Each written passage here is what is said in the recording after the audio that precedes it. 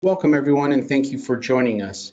Please enter your questions for the presenters in the questions panel of your GoToWebinar control window, and at the end of the presentation we will get to them in the order received. This webinar and the slides will be available on our website shortly after we finish. Now I'll pass it over to our presenters, Floyd Smith, Director of Content Marketing at NGINX, and Charles Pretzer, Technical Architect at NGINX. And welcome to our webinar.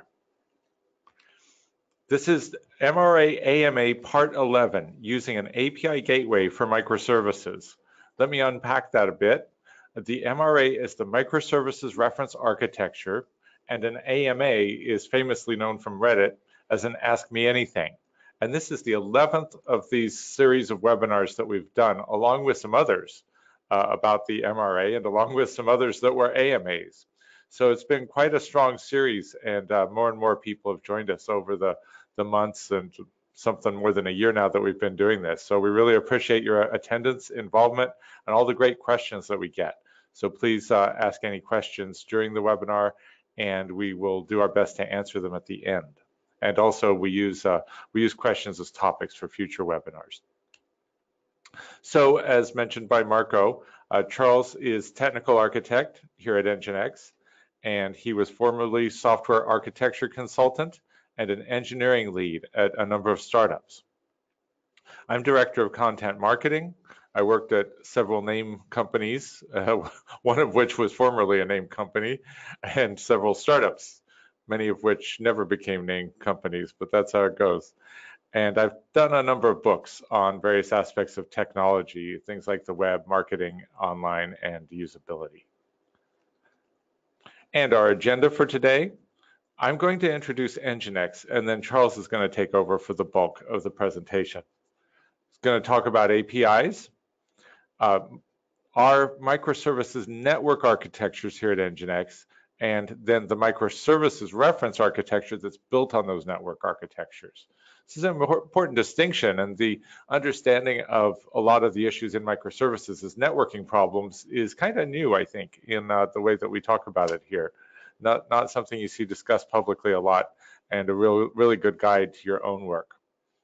Talk about API gateways, and combining an API gateway, how does that look in the context of the different MRA models? And the MRA models cover an awful lot of what you could think up to do sensibly with microservices. So it's really a good survey of microservices architectures from a bit of a side angle, you know, the API gateway aspect. I'll say one last thing about this, which is that one of the things that's impressed me is the degree to which the kind of thinking that goes into creating an API gateway, an app with APIs and using an API gateway, the thinking is actually quite complementary to what you do with microservices, because you have to think a lot more about each service and how it interacts with the other services, defining that, managing it, debugging against it. So doing one of these things first will help you do the other. And it's more common to do the API first.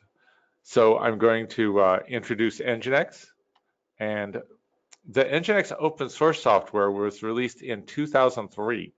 It was to solve the C10K problem, the inability of most web servers to handle more than a couple of thousand connections. The goal was set to have a single web server on a single machine at that time. They weren't as powerful then. Support 10,000 or more simultaneous connections, and NGINX open source did that brilliantly. There's an article online about the architecture of open source applications covering NGINX. And so if you look up AOSA NGINX, there's a great article describing how NGINX really works. NGINX Plus, the commercial version, was first released in 2013. The open source project got so big that it needed to have a commercial piece in order to support the open source work. And that's actually worked very well. Well more than half of our engineering effort goes to the open source project. And that's created a really lively ecosystem where the commercial software is doing well also. The company is VC backed by leading investors in enterprise software. We recently brought Goldman Sachs on board as an investor. We have offices in a number of cities worldwide. We have more than 1,500 commercial customers, some pretty robust relationships there with some named companies, and more than 200 employees and growing. This is worth unpacking a little bit. More than 50% of the top 100,000 busiest websites use NGINX, open source, or in some cases, commercial software. And the reason for that is interesting because busier websites are more likely to use NGINX. But busier websites are, by definition, busy. So why are they mucking around with their stack in order to change over an important piece of their stack, maybe the most important piece? It's because NGINX is so good at what it does. So this is what it does, where NGINX Plus fits in your architecture. The thing it was originally created for was to be a web server, a really, really, really good web server getting awesome performance off of a single machine. But of course, if you're running a lot of connections and so on, you want to back that up. And then you want to run applications against your web server. So NGINX starts getting used as an application gateway through a couple of different technologies. So then you want to double those up. You want to handle more traffic better. How can you do that? Well, this is a networking-based solution to that problem, which is to use NGINX or NGINX Plus, which has special features that are good for this, as a reverse proxy server in front of your application server and your web server. The reverse proxy server takes the brunt of all that crazy internet traffic out of the equation for the application servers, handles it in one place, lets you do all sorts of things. Caching, load balancing, that's the main, a big distinction for NGINX Plus, and a number of other functions that will come up in what we're talking about today. You'll also see from this architecture diagram that the reverse proxy server is in perfect position to be an API gateway. And that's part of what Charles will talk about. But the fast spread of NGINX and Plus often comes from it being dropped in as a reverse proxy server to quickly take the storm off the application servers and web servers, manage the traffic and security in one place, and then have managed traffic within the set of servers that deliver the application. Oh, and sorry, one more thing. It's also easy to double any of these servers now. Once you do it this way, it's easy to double any of them or put them in pods so that you have high availability and failover. All right. NGINX Plus also does this in all environments, and it does it across environments. So you can have a mixed environment of bare metal, any kind of cloud. You use containers, use virtual machines. Many sites now will run the bulk of their traffic off of web servers that they own or control, a bare metal approach, and then they'll scale out into the cloud. They'll do new stuff in the cloud because it's very flexible. You don't have to commit to buying hardware against it. But then also when they get spikes, the spikes go out to the cloud. So they're able to do things cheaper on the servers they own and manage, and then get flexibility so that they keep performance up when needed using the cloud. And of course, containers are a big part of that, the portability and predictability that you get from using containers or virtual machines. And just to finish up the NGINX company and open source part of this, microservices has been a big topic for us. It's a natural fit for NGINX for a reason, some of which you'll see in this presentation. You can also get access to recorded webinars that show where NGINX is fitting into the growth of microservices. If you want to get a roadmap or overview of where we're at for that, we have some great resources on our website. I think that tens of thousands of people have used it as an educational resource on our website, and then built up from that into actually doing things, and that's when we end up talking to people as potential customers. So our CEO, Gus Robertson, gave a keynote at our conference last year that gives a nice overview of what we're doing. Owen Garrett then went into a detailed roadmap of where our products are and are going to be to fit into this. There's a demo of NGINX Controller, which recently shipped. Then we have educational resources. Chris Richardson did a series, Intro to Microservices, 7 blog posts that covers a lot of aspects of microservices architecture. If you can understand that series of blog posts or the ebook we produced out of them, then you'll have a great background for this discussion today. And then Chris Stetson did a series, assisted by a couple of people, including Charles, about the NGINX microservices reference architecture. And I'm going to make a strange sounding suggestion, but if you're facing architectural issues, it's not a bad idea to talk to our sales team, because if there is engagement, and it does make sense that you have an app that might need NGINX Plus in it, or controller, or our WAF, we can put you in touch with one of our SEs and possibly someone in a professional services group to help you work things out. Measure twice, cut once, right? Talk a lot about what you're going to do and then do it right the first time. Okay, let me turn this over to Charles to actually talk about APIs, API gateways, and the NGINX microservices reference architecture. Thanks, Floyd. Welcome, everybody. Good morning, good afternoon, good evening from wherever you're joining us from. We appreciate you taking the time to listen to this webinar. Today, we're going to, as Floyd mentioned, continue our MRA discussion by talking about application or API gateways and how they interact with our microservices network architectures. And we'll take a look at a theoretical implementation of an API gateway with our microservices reference architecture. If you're not familiar with some of these terms, that's okay. We're going to start at the very beginning, and we're going to go at a very low level at a very high level, and dig down to a medium to low level. So before we can start talking about an API gateway, we really need to talk about APIs. This is an acronym that's thrown around quite a bit in my experience in working as a consultant and building web applications for customers. I have quite a bit of experience building APIs,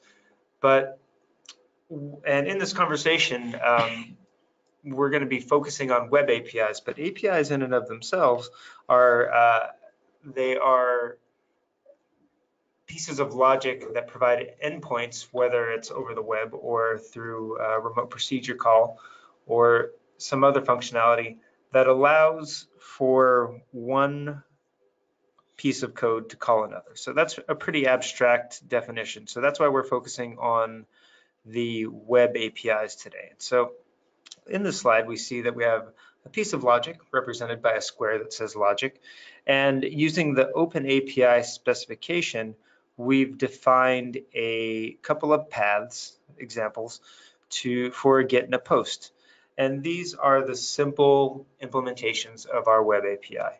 If you are not familiar with the Open API specification, I've included a link here that you'll get with the slides after this presentation to begin to understand the Open API specification. As Floyd mentioned, our core, our heart, you might say, is based in open source. And so we continue to work with open source technologies, and Open API is one of the newer ones in terms of industry terms, where I think it's been around for probably, I'm guessing here, but 3 to 5 years. And so in industry terms, it's fairly mature. So we, again, I'll be referencing the Open API throughout this conversation. And so it will help your understanding of this material if you have the opportunity to become familiar with it. So, as I mentioned, an API, application programming interface, is some logic that allows an entry point for the execution of that logic.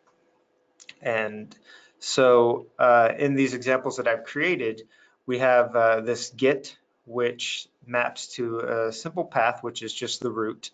And when we execute this using curl, as in this example here, we get a response that includes, among other things, whatever is in the logic determined the payload should be, as well as a host of, or several, I shouldn't use host because of its double meaning, but we have several headers that are returned, as well as some other information that's included in the response. So this is a very simple GET request. We see that we're making this call over HTTP2. I've changed some of the information here to show that this is api-example.nginx.com where we've made this request. And the response includes the timestamp, user agent, the content type, different pieces of information that any client can consume when it processes the response. To further this example, we have our post, and in this case, this should be the submit form path. I didn't update the slide here, but we see that in this post, we've specified some parameters. The -D flag in curl specifies that there are named parameters that are being posted. And so this is just like if you were logging in or submitting your email address for a newsletter. This post would send that information and that logic would consume it, and you would all of a sudden get tons of emails that maybe you did not really mean to sign up for. The Open API, or actually any API can handle, any web API can handle the HTTP verbs. So we've got get, post, put, patch, and delete. In this case, I've used the two most common as an example with get and post. If you want more information about HTTP methods, you can visit the link below. So with that, we have an understanding of APIs and how they very high level understanding of how they work. Let's dive into our NGINX microservices architectures. So circa 2016, our chief architect, Chris Stetson, developed 3 microservices architectures, which were designed to help our customers migrate from a monolith to microservices architectures. But not only do they allow for the migration of an application, they also allow for the creation of a greenfield application. So as we walk through these, we've talked about these probably 3 or 4 times at least in this AMA series, the MRA AMA series. And so this will be a fairly quick recap over each of those. What we'll see is increasing robustness and complexity in each of the architectures, with NGINX providing the network communication between the for the microservices. So the first of the 3 architectures is the proxy model. It's the simplest, and it represents the first part of migrating a monolith to microservices. Oftentimes our customers, when they're customers who are building greenfield applications, microservices applications, can often skip this step because, as we'll see in the next architecture, there are some more robust features that are inherent to microservices, which, when building new microservices architectures or microservices applications, are better suited for the next architecture. But in this architecture, and specifically in this slide, what we see here is a more mature version of the proxy model. A younger version or early version of the proxy model would look like a monolithic application with NGINX plus load balancing, actually probably several instances of a monolithic application with NGINX plus load balancing requests across that monolith. And as we begin to pull features out of the monolith into their own separate services, we can configure NGINX Plus to load balance those requests to those separate services in addition to the monolith. And I say that this is more of a mature version of the proxy model because it represents a monolith that has been completely decomposed and is separated into its separate features. And so once we have reached this state, we have the foundation for a microservices architecture that we can begin to leverage some of the additional features of NGINX Plus for very robust application. In fact, customers often don't actually reach this point because an application of any complexity includes enough services or several services such that the communication between those services requires a little bit more finesse. And so that's what we see in the next application. In the next architecture. So just to recap, the proxy model is meant for helping our customers migrate from a monolith to microservices. It has the added benefit of allowing NGINX Plus to load balance to the instances of those services. Some of the cons for this architecture are that the services themselves are left to communicate with each other. There's no facilitator, and there's no service discovery among the services themselves, and they don't load balance to each other. So that's where our next architecture comes into play, which is the router mesh. And this is the beginning of what we have commonly in the industry come to think of as a service mesh. So it's not a true service mesh, as we'll see going forward in some of the slides coming up. But what we see here is that we've got two instances of NGINX Plus. That external, or the instance furthest to the left, routes traffic from the outside world to the behind the firewall. So that instance itself could be the firewall, or it could be receiving traffic from the firewall and then routing it back into this instance of NGINX Plus. That is the router mesh instance. So the benefits that we get from this is that we now see that all communication between the services happens through this router mesh instance. And because this is an instance of NGINX Plus, which, as Floyd mentioned earlier, has features like service discovery and load balancing, we can begin to scale our services in such a way that this instance will detect this router mesh instance of NGINX Plus will detect new services or instances of services and load balance across them. So in an application, as we'll see with the microservices reference architecture, one of our services is a fairly heavy Java service, which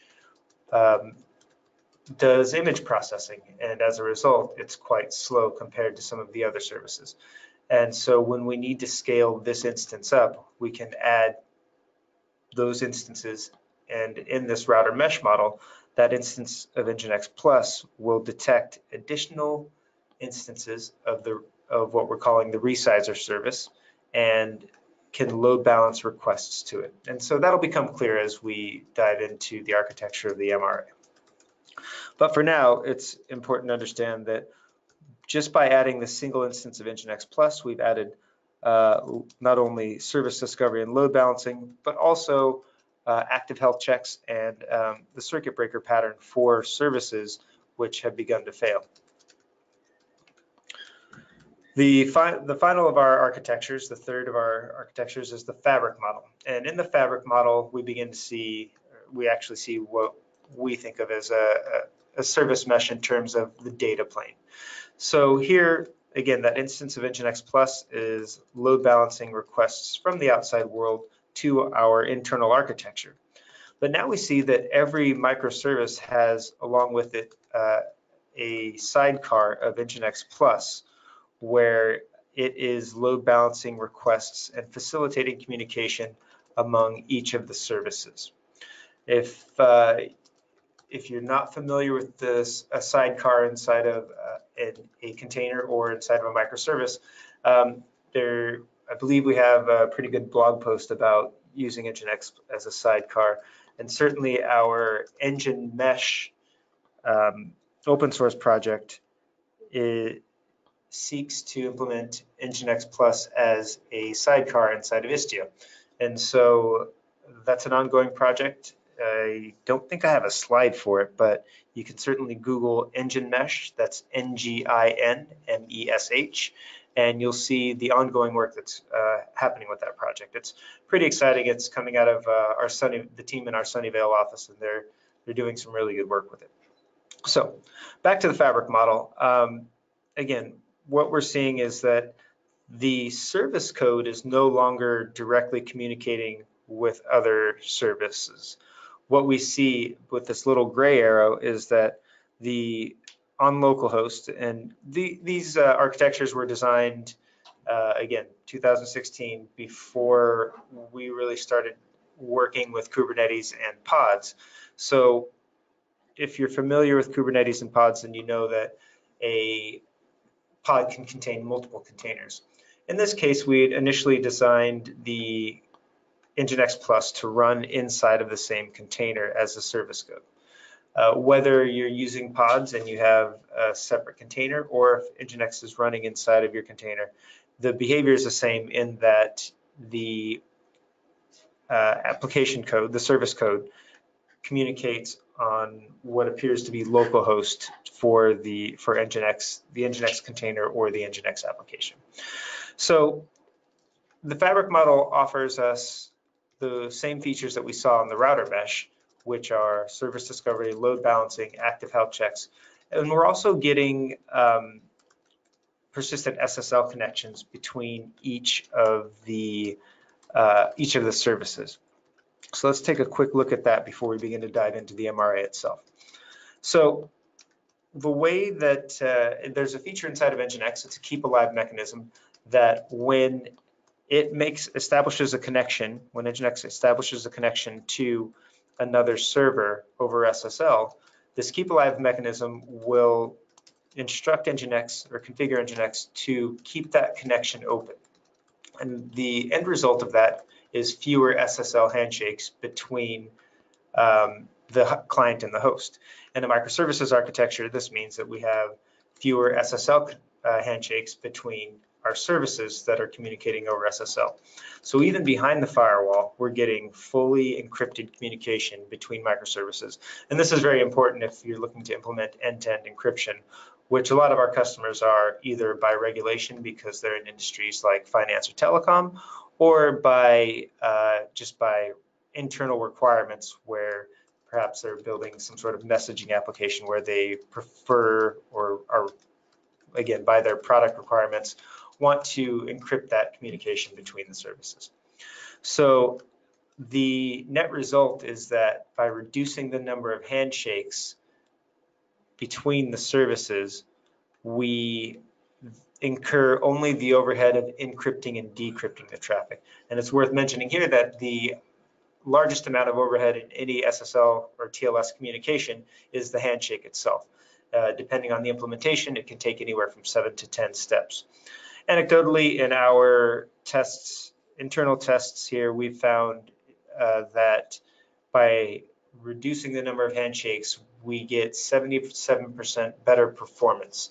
Now, this isn't to say that the keep alive mechanism is a silver bullet. If there's some sort of network issue, if there's a network hiccup, or for some reason the connection between two services is disrupted, but those services remain intact, the next request will reestablish the connection, and NGINX, using that keep alive mechanism, will continue to persist those connections for as long as it can. So with that, we have our understanding of, first we talked about APIs, and then we talked about our microservices network architectures. We're going to jump into just take a quick look at our microservices reference architecture. So there's, you'll notice that the naming is quite similar, and that's been the subject of a bit of confusion for folks, but that's why we do these AMAs, to help not only educate, but also reduce any confusion. So our microservices network architectures are architectural abstractions which can be used to implement applications. Our microservices reference architecture is the implementation of one of our microservices network architectures. So the application itself is called NGINX. It is a simple photo sharing application or photo uploading application where you can, there are 7 distinct microservices written in 6 different languages, some of which use data stores, some of which are simply, for example, the Pages application processes content or responses that it gets from the APIs provided by the other microservices and adds or puts it onto the HTML for UI presentation. So in this architecture, and we're going to revisit this, we're going to look at this diagram a little bit later as we talk about the implementation of an API gateway. When we designed this application, we initially wanted to use our fabric model for release 1. So if you go to this link here, we have the first release of the NGINX application, the MRA. And I want to note here that within the next week or so, we will be releasing the next version, which addresses some bugs and adds a couple of features. And as we continue to release versions of the MRA, we're seeking to optimize the build process. If you do decide to build the MRA, I will warn you, it can take a bit. I think we even in our README have a note that says something about grabbing some coffee the first time that you build the application, because each of these images contain a Docker file, and each Docker file builds an image, and that can take a bit of time. But once the application is all put together and working, it can be quite interesting. So, and we can see how NGINX manages the traffic between each of the microservices. So just to do a quick demo of that, excuse me, we'll take a look at one of the, I have the MRA running on one of our instances. This is actually running on Kubernetes. I think it's going to come up. I may need to be connected to our VPN. Oh, there we go. Okay, so this is the NGINX application. It's, again, very straightforward, simple application. The really interesting part, I won't do a full demo here like I usually do, but we can see that if we log in,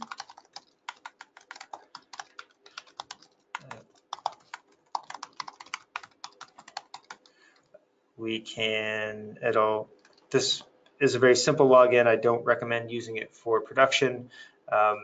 We store passwords in a weak encryption, but again, the goal here is not to use this application. The goal is to use the framework that this application implements. So what we see here is that I've logged in, created an account. I can create a new album. Let's see, let me grab an image here. Create a new album. I can upload this image. And so that's created my album for me. If I go to my photos, here's the album that I created. So this is the functionality in and of itself it's great. It's fun to play with, but really the interesting part is looking at the services themselves inside of the application. So as I mentioned, there are 7 separate services, and they are, I think this is right, they are, yeah, I thought that was going to happen. Give me 1 second. There we go. Okay, so again, 7 distinct microservices, and in this case, they're running on Kubernetes. And when I go to, the right namespace, we can see that we have several pods running in addition to each of here's our pages service, our auth proxy service, our uploader. Those are the pods. We can see that they are implemented as deployments. And perhaps a better way to look at these is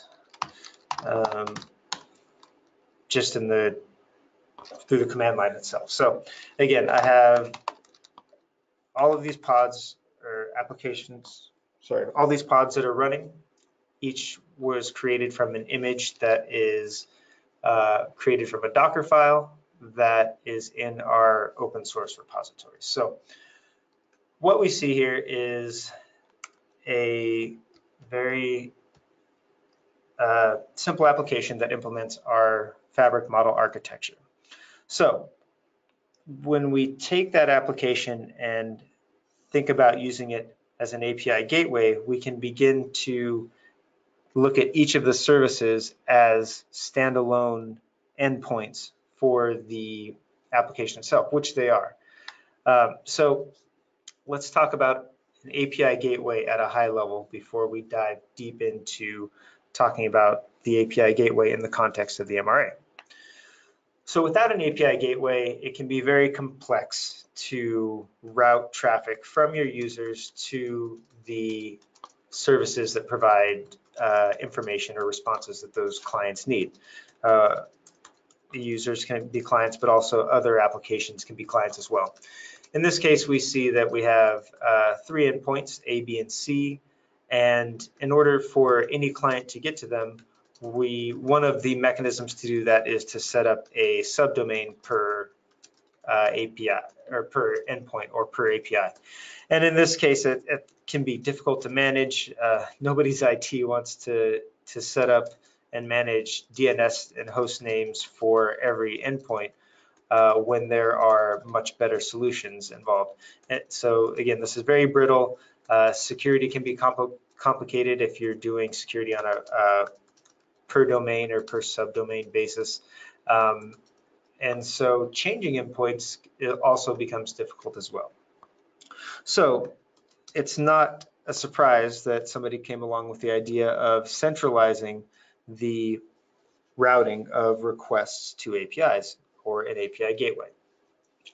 So in this case, we see that we have an API gateway where our client makes a request to those same services, and those services now exist as paths under a single API domain. So in this case, our API or our domain is api.example.com, and to get to each of the endpoints, it's a specific route or URI on that domain. So you can see how this simplifies the security management. You now have one certificate that you need to manage for api.example.com. We have our path-based routing rather than the subdomain routing, which involves DNS and changing those records and honoring the TTL on those. And so we also have our centralized configuration for accessing each of these services, which makes life much simpler for anyone who has to manage the traffic that's going to each of those endpoints. So for me, when I think about an API gateway, these are a few of the main reasons why I think it's important, or it's an API gateway, implementing an API gateway makes life much easier and simpler. So in a more robust application, you can see that in an API gateway, we have several endpoints, each providing some sort of API. Here we've specified that it's a REST API, but it doesn't necessarily need to be, especially with support for gRPC in the latest version of NGINX Plus, we could have gRPC endpoints. So there are multiple options for handling different types of APIs. So I want to take a quick dive into a demo that I've set up here for you using an API gateway. So, oops, that's not what I want to show. And I lost, there we go. Okay, here we go. So we have here, it's a very simple API demo that we've set up, api.demo.nginxps.com. Here, this is some of the work that my team has done to build examples of using NGINX for some of the features that it has. So in this case, we have our simple path-based routing. So we have service A, and we see that when I click on that, it gives me this is demo endpoint service A, and we can also see that if I go directly to that URL in the browser as well. We've got service A, service B, and service C. So using each of those will get me to each of those services if I go directly. Another option I have is at this load balance endpoint, the NGINX is configured in such a way to load balance evenly across each of the services. So this is a simple round robin implementation, but it's going A, B, C. We can see that it's going to service A, B, and C, A, B, and C. And so this is really an effective demonstration of just using load balancing in NGINX. Typically, you wouldn't want to load balance across different services for the same path, unless you're doing something random. But if you're doing sorry, I shouldn't say something random, unless you're doing some randomization. If you're doing randomization, we have another feature called our split clients feature. And this is a fun one that I like to, it's actually easier to show in a terminal, which I will do in a second. But when I go to this URL in the browser, I see that I'm getting a distribution across each of the services. And again, I can do that using a for loop using curl. This is much faster, and we see that I'm getting some A's, I'm getting some B's, and I'm getting some C's. And so this is all determined based off of a configuration. And this is actually, this is more than just theoretical, this is practical, because our customers often use this for developing new versions of services. And this is how we implement it. Actually, this is not the right config. Let me go into the window with the right config. This might be a bit small, so let's see. If I open the API demo.conf file, this is my NGINX configuration. The really interesting part that's doing that split clients work is this configuration here. We see that 50% of my requests are going to go to service A, 40% are going to service B, and the remainder, 10%, are going to go to service C. And so in practice, what we see customers doing is, I'm just going to take, oops, not sudo. In practice, what we see customers doing is something like they want to release a new version of a service, and so they'll say, let's send 98% of the traffic to the current stable version and 2% to the new version. Oops, let me reload my NGINX configuration here. And with that, we will see, remember in that last example, that last run through, we saw some B's, some A's, and some C's. In this case, we're going to see mostly A's and probably 2 C's if I did this properly. So we see these requests going in. Hopefully a C comes up soon. It might not be until the very end. Oh, I didn't see any C's at all. Okay, but the point is that with this configuration, the split clients configuration, we can begin to send traffic to different versions of the services as we develop them. And once we've determined that the versions are stable, so let's say we say service C is now stable, we want to move 50% of the traffic to it. We can update our configuration, and this time we should see some C's. Right. So this is the power of using NGINX as an API gateway. So it comes as no surprise that some of the API gateway vendors use open source NGINX for their underlying routing and load balancing functionality. Okay, so let's jump back into our slides. So now that we understand APIs, the microservices network architectures, the microservices reference architecture, and an API gateway from a high-level perspective, we can jump into the what the MRA looks like using an API gateway. And the surprising thing that we found when we started doing this exercise is that because the requests that are going in are path-based or route-based, the architectures themselves lend themselves to very easily implementing an API gateway. So again, the ingenious application as it was designed has one entry point through the auth proxy service. And when we break that out and look at it from an API gateway perspective, we can see that if each service were exposed as an endpoint or as its own endpoint, the API gateway would be configured to route those requests to each service. Now, this isn't actually how the MRA was designed. There are some services that just shouldn't be exposed externally. But in this theoretical example, we've decided that in this case, the resizer and the uploader will take requests through the API gateway rather than from some of the other services themselves. So in the proxy model, which as you recall has NGINX plus load balancing to each of the services, it's very straightforward to reconfigure that instance of NGINX plus as an API gateway. We have our location-based routing, our path-based routing, which will route the request to each of the services based off of their paths.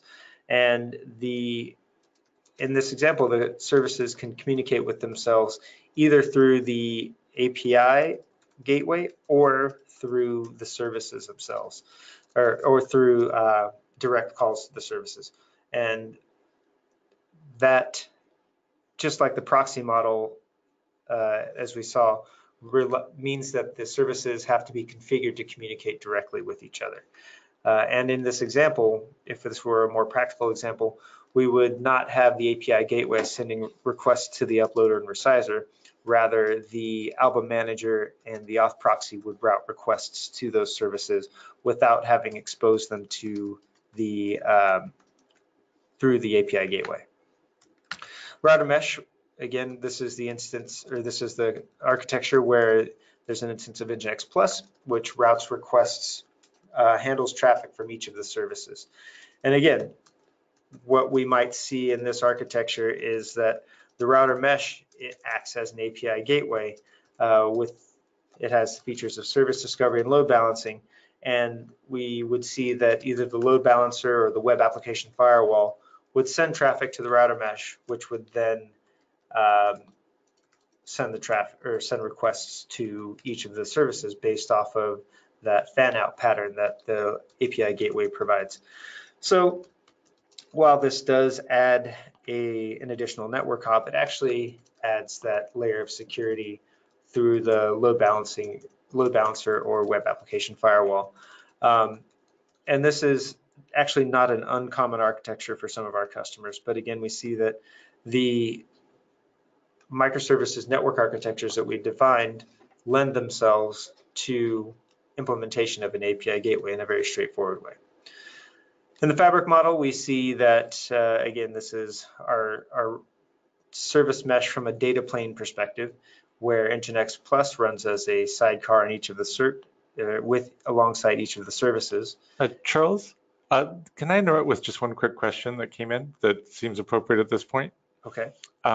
Do the subdomains, how do the subdomains communicate with each other? Do they go through the API gateway? No, the subdomains will make external calls, or, well, I mean, they could technically be internal calls as well, but if the APIs are meant to be exposed externally, then it's very likely that those requests will go out and then to wherever. So again, this example, your APIs could live in different places altogether. Right. So if you have external subdomains, then you may very well have those APIs in different locations. If you're using, if you're looking for high availability, then or geographical load balancing, then you would probably have multiple copies of those services across the globe.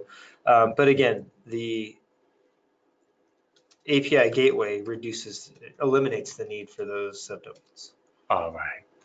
Gotcha. Thank you. So when we look at the API gateway implementation for the fabric model, we see that again, it's very similar to the implementation for the proxy model, except for we get that additional feature of the secure communication. So in some cases of an API gateway, you might do SSL termination at the gateway and send those requests in plain text to the services behind your firewall. With the fabric model, you don't have to do that. You can pass on that SSL connection, and it will be sent to the instance of NGINX that's running as a sidecar with the service, And then all that communication between the service and that local host, that instance of NGINX, will take place over localhost. So thanks, Floyd, for reminding me that we're getting close to time here. So I want to make sure that we have time for Q&A. That is, yeah, right. We talked about persistent SSL connections. And so even in an API gateway configuration, we can use that keep alive mechanism to increase the performance of our SSL connection between the API gateway and the services, as well as among the services. You'll notice in this last slide as well, I added that the communication between the services is facilitated by NGINX Plus that's running as a sidecar. And with that, we get to Q&A. All right. Here's a good one. Can we have more or less one load balancer for different services? And I think the answer to that will be different for different models. One load balancer for different services. We certainly can. When we think about NGINX, though, we think about how it was designed to handle many, many connections. And so if you have a load balancer per service, in practice, I would expect a customer to do that, or expect an architecture to do that when that one service is a service that's in high demand. Right, right, okay. Okay, cool. Yes, that's one of the things we find is that the split of functionality into services and the way the services are configured and managed, it ends up having to do with the demand on that service. It's not one size fits all. Oh, what do you guys think of implementing authorization and authentication logic in the API gateway? I think we're for it. Oh yeah, for sure. That's one of the pieces I didn't really get to touch on here, but with NGINX, you get support. There are a few mechanisms for both authentication and authorization. The method for authorization that we really are pushing, or that we find customers using a lot, not only do we push it, but we find customers using, our support for JOT tokens. Right. And so on a per location basis, we can specify JOT tokens that are required in order to continue processing that request. If the JOT token fails to match, or is invalid, or it doesn't exist, then the request won't be passed along. So when you consider that example of services A, B, and C, you could actually have a different token for each. Well, first of all, you could have a different token for each service, but you could actually use a different authentication mechanism for each, authorization mechanism for each service as well. In terms of authentication, we have, in fact, we've added some new, in the latest version of NGINX Plus, we've added better support for OpenID Connect. So right. I believe our integration with our authentication integration is much tighter now. We do have some customers who have integrated with LDAP, and there's another one that it's failing me. LDAP's more the Microsoft world answer, I think. Yeah, but there's another one too that's a fairly popular. While Charles is thinking of that, first of all, the question is really valid against the general approach, which is to make the actual app, as simple as possible. So if you put functionality, repeatable, reusable functionality in the API gateway, in your version, your instantiation of the model, then that's reusable as a kind of a harness for your overall multi-service app. And the individual services can then be really, really lean and mean and super optimized. And then you can put additional energy against optimizing the the most used of them, and the most important ones, and the ones that tend to fail the most. Charles, do you want to hit that or go on? I think we're good. I think we covered it, yeah. Okay, good. How do you configure the split for different services? Let's say you have 5 instances of add cart and 10 instances of a checkout cart microservice. My overall answer is that with Kubernetes and NGINX Plus, you head toward this being self-managing, but that's a bit of a hand-wavy answer. So let's see if Charles has anything to add to it. Well, yeah, so in the example that we saw, I was splitting across upstreams. And so an upstream represents a set of servers to which load balancing happens. So in this question, we had 5 instances of add cart and 10 instances of checkout cart. Right. So what we would end up doing is load balancing across each of those. So you would, you would split however much, whatever percentage you wanted across those two, and then that load balancing would happen across those. And where does the question as to how many instances there are running at any given time of each service, how does that get handled? Is that a Kubernetes thing? Is that interactive between? It's an orchestration thing. Kubernetes right. does orchestration, but it's not limited to Kubernetes. So right. if you're using DCOS or Docker Swarm or some other, we have customers that have a homegrown scheduler and orchestrator. They are managing the creation of those instances. The interesting thing about NGINX is that as long as those instances are added to the upstreams or to a DNS server where NGINX can access the information about each instance, then we can load balance across those using any number of our load balancing algorithms. Right. Good question here. With an API gateway in front of the services, also with the proxy server and the proxy model, doesn't that become a single point of failure?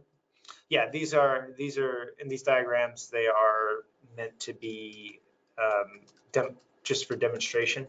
In practice, we have customers are frequently putting NGINX in highly available pairs,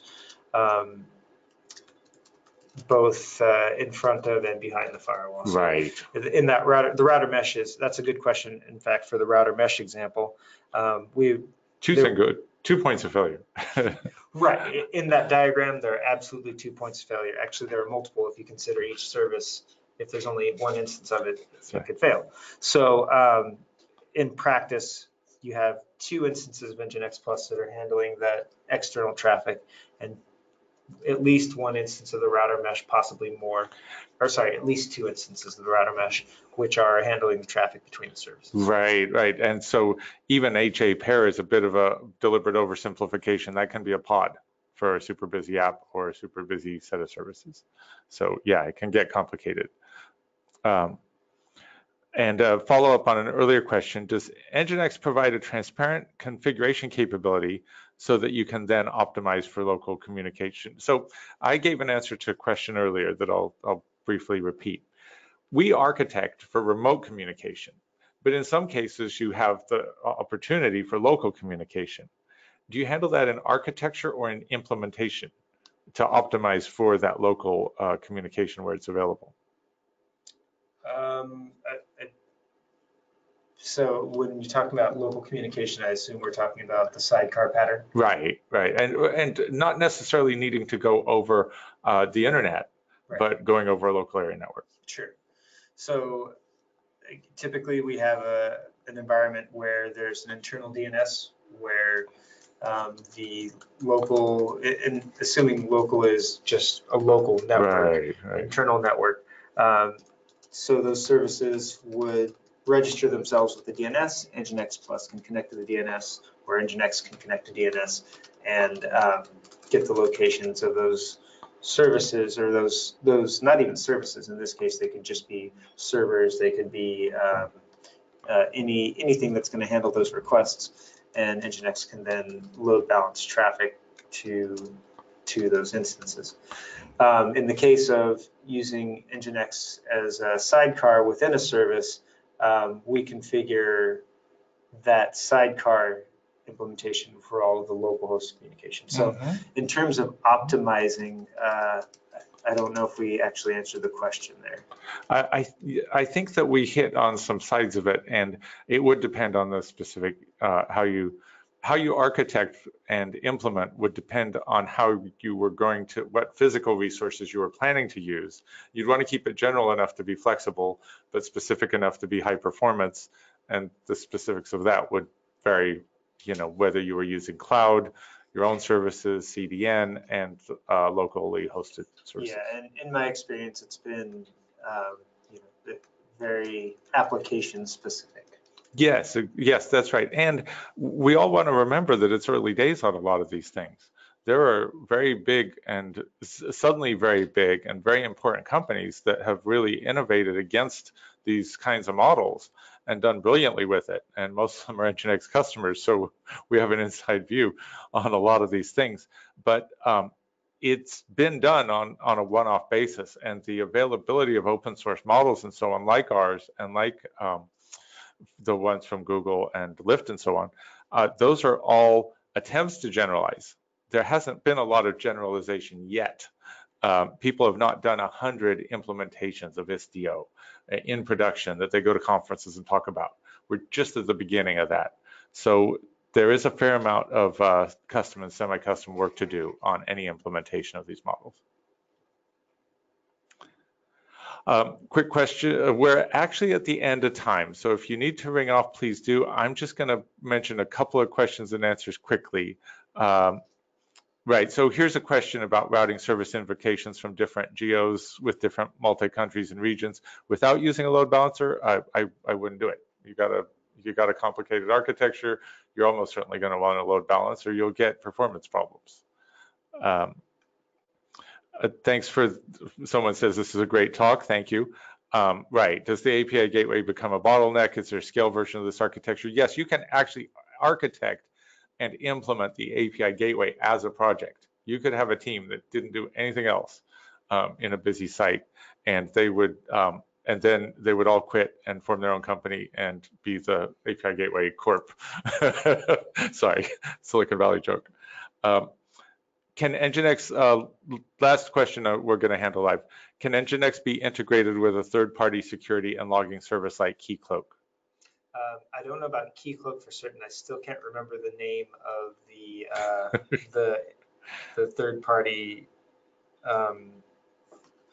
that we have the example integration with. But again, we support OpenID Connect and right. OAuth 2. So right. Anybody who provides that functionality, that implements those standards, we can integrate with. Yes, exactly. And in general, we're tending to ship things now with APIs early on because the first thing we get asked about, we do stuff that everyone says, this is so great. And then the next thing they say is, does it integrate with ... So we provide the framework for that. And over time, people will do this and then they'll publish their answer just as a service to the community and to get feedback and improve their own answers. You know, it's the open source idea. And just a final comment, as Charles and I each alluded to separately, the open source approach, framework, mindset is very, very important to NGINX and everything we do here, including consulting and this kind of communication. We just keep going back to that well. So as you do work, if you are answering questions on your own that people haven't answered before, please think about publicizing what you do, letting other people learn from your stuff and give you feedback to make your own implementations better. And for both of us and for all of us who were on this call, thank you very much, and we'll look forward to more.